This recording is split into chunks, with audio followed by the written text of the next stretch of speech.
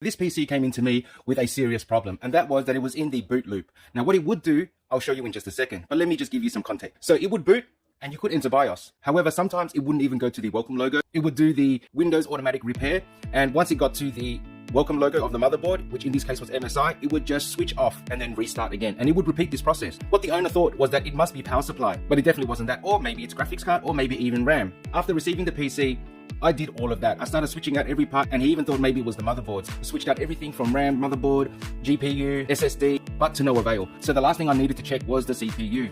Now, mind you, the CPU was actually new.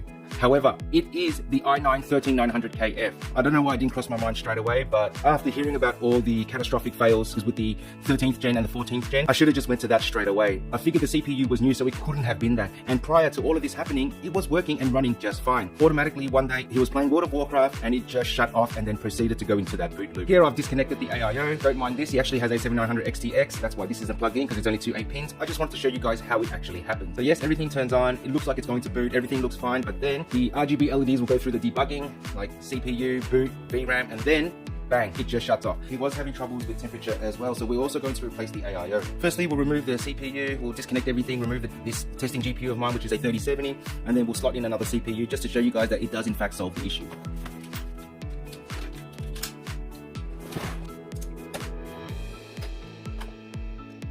Alright, so here is the CPU that came out of it. It is the 13900KF. So here we have the 13500.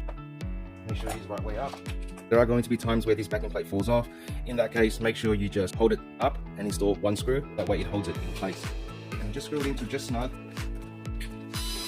We're going to use this Thermalright frozen wall frame.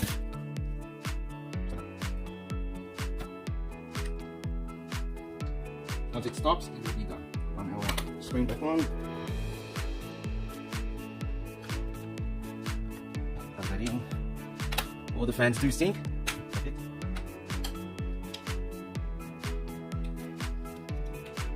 Plug in our HDMI cable, power on, moment of truth. Look at that. Going through the debugging cycle, as you can see there, and if they all switch off, we are in business. So our monitor should just turn on right about now. And we have fixed it. Look at that. And check that out. This is when it would normally restart itself. And it should now boot straight into his Windows 11. There you have it, guys. We have successfully fixed this problem. Now all I have to do is download the Thermalright software, TRCC, and our screen for our AIO will work. Of course, don't forget to reinstall the rest of your screws for your radiator.